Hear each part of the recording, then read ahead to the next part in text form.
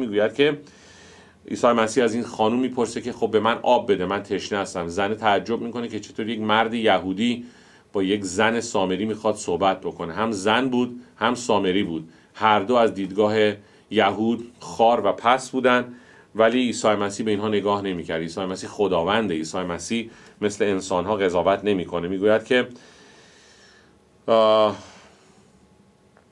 آیه 10 عیسی در جواب این خانم گفت اگر بخشش خدا را میدانستی که کیست که به تو میگوید آب به من بده، هر آینه تو از او خواهش میکردی و به تو آب زنده عطا میکرد. عیسی مسیح میگه ای زن، تو فقط از این آب طبیعی داری استفاده میکنی، ولی اگر از من بخواهی من به تو آب زنده و آب حیات رو بهت میدم. و ادامه میده عیسی مسیح در آیه 13 که هر که از این آب بنوشد، یعنی آبی که تو این چاهه، باز تشنه گردد، لیکن کسی که از آبی که من به او میدهم بنوشد ابداً تشنه نخواهد شد، بلکه آن آبی که به او میدهم در او چشمه آبی گردد که تا حیات جاودانی میجوشد. یعنی مثل یک چاهی که این آب بجوشه و مثل چشمه‌ای که از تو چاه در میاد و تا ابدیت شخص رو ارضا میکنه و پر میشه با حیات. دشمن میاد در اینجا در زندگی اسحاق چاه‌ها رو میبنده، چاه‌هایی که از پدرش به او رسیده بود. منظور چیست عزیزان؟ از دیدگاه روحانی، وقتی من و شما به عیسی ایمان میاریم، وقتی من و شما تولد تازه به دست میاریم، وقتی من و شما ایماندار میشیم، به قول معروف خداوند در وجود ما، همونطور که عیسی مسیح به این زن سامری وعده داد، اگه از من بخواهی من در وجود تو چشمه ها، چاه های حیات رو میکنم و این آب جریان پیدا میکنه و میجوشه. در اینجا هم میبینیم ابراهیم این هدیه جوشیدن چاه های آب رو داده بود به پسرش اسحاق. من و شما وقتی به عیسی مسیح ایمان میاریم، تولد تازه پیدا میکنیم، گناهانمون بخشیده میشه، خداوند در بطنهای ما، در وجود ما، در روح ما جریان حیات روح القدس رو مثل آبهای حیات شروع میکنه به جوشانیدن و در وجود ما چاههای آب زده میشه، چاههای حیات زده میشه و ما شروع میکنیم تبدیل شدن به یک زمین حاصلخیز. شخصی که به عیسی مسیح ایمان نداره مثل یک زمین خشک بایر بی ثمره که هیچ حیاتی در اون وجود نداره. اون شخصی که عیسی مسیح رو نداره حیات نداره، زمینی است خشک، ملعون و هیچ چیزی در اونجا رشد نمیکنه. وقتی ما به عیسی مسیح ایمان میاریم، در عمق وجود ما عیسی مسیح این چاه‌ها و جریان آب رو شروع میکنه به راه انداختن و چاه‌های آب زده میشه و زمین ما شروع میکنه به آبیاری شدن، زمینهای وجود ما، و یواش یواش اون بیابان و علق شورزار تبدیل میشه به گلستان، تبدیل میشه به دشتی که در اونجا میشه تخمها و بذرهای متعددی رو کاشت و ثمرات عالی و پری رو به دست آورد. میبینیم که این چاه‌ها رو دشمن میبنده. در اشعیا باب 12 ببینیم که این چاه‌ها چه معانی رو میتونه داشته باشه. در باب 12 اشعیا یک سرود پرستش میخونه. در اینجا میگوید که در آن روز خواهی گفت که ای خداوند تو را حمد میگویم، زیرا به من غضبناک بودی اما غضبت برگردانیده شده، مرا تسلی میدهی. اینک خدا نجات من است، بر او توکل نموده نخواهم ترسید، زیرا که یهوه قوت و تسبیح من است و نجات من گردیده است. بنابراین با شادمانی از چشمه ها یا چاه های نجات آب خواهید کشید. یعنی عزیزان، وقتی من و شما به عیسی مسیح ما میاریم، نجاتی رو که ما به دست میاریم درست مثل این جریان رودی است در وجود و عمق بطن ما و در اونجا خداوند چاه‌هایی رو باز میکنه که از این چاه‌ها ما شروع بکنیم در عمل و تجربی استخراج کردن و زمین‌های زندگی ما برکت یافتن و حاصلخیز شدن که ثمرات اون رو در زندگی میبینیم.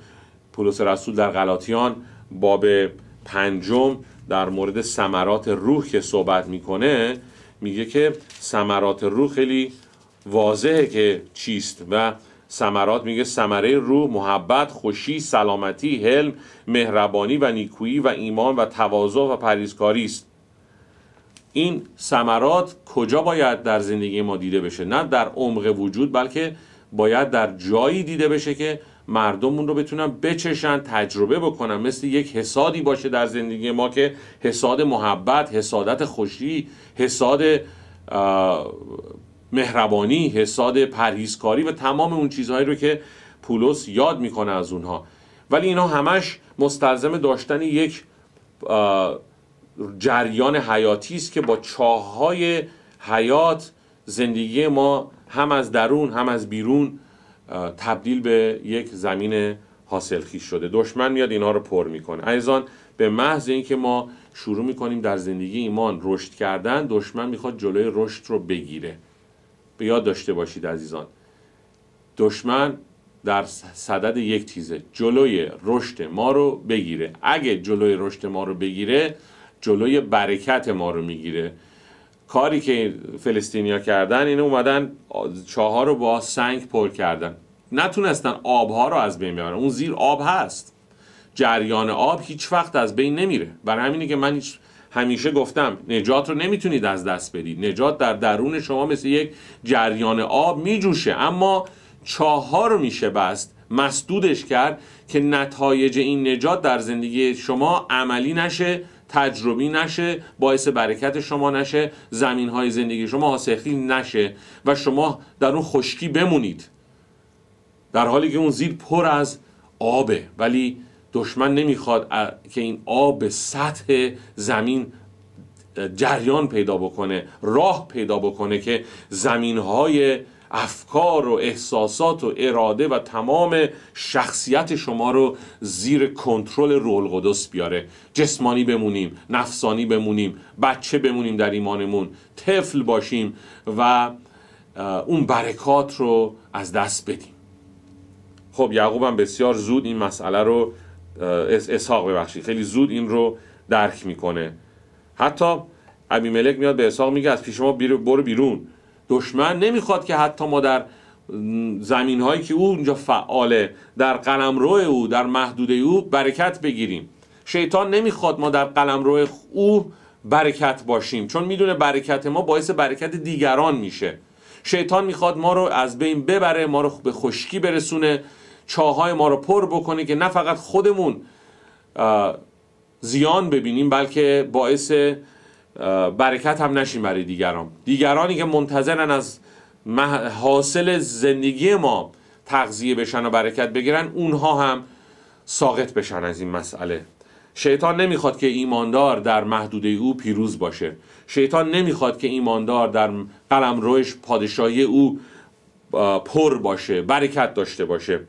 اما اسحاق این کار رو شوخی نمیگیره. میگوید که پس اسحاق از آنجا برفت، در وادی جرا فرود آمده، در آنجا ساکن شد و چاهای آبی را که در ایام پدرش کنده بودند و فلسطینی ها آنها را بعد از وفات ابراهیم بسته بودند، اسحاق از سر نو کند و آنها را مسمی نمود به نامهایی که پدرش آنها را نامیده بود. اسحاق چیکار کرد؟ نزد تو سر خودش که خب من نجات خودم رو از دست دادم، دیگه شادی نجات در من نیست. ببینید در مزمور 51 وقتی که داوود مرتکب یک گناه بسیار بزرگی شد و با بتشبع رابطه نامشروع داشت، در مزمور 51 آیه 12 میگه که شادی نجات خود را به من بازده. نمیگه نجات خود را به من بازده، اون نجات خودش رو از دست نداده بود، بلکه شادی نجات خودش رو از دست داده بود. و به یاد داشته باشید که در غلاطیان خوندیم یکی از ثمرات روح شادمانی و شادی است، شادی روحه. درست مثل این که وقتی که داوود این گناه رو انجام داده بود، چاه شادی نجات او بسته شده بود، دشمن اون رو بست براش و دیگه احساس شادی نمی‌کرد. عزیزان، ما اگه غفلت بکنیم در زندگی، حالا چه با عمل گناه یا چه با اعمال دیگه، حتی تمرکزمون رو از زندگی روحانی برداریم دنبال امیال دنیوی برویم.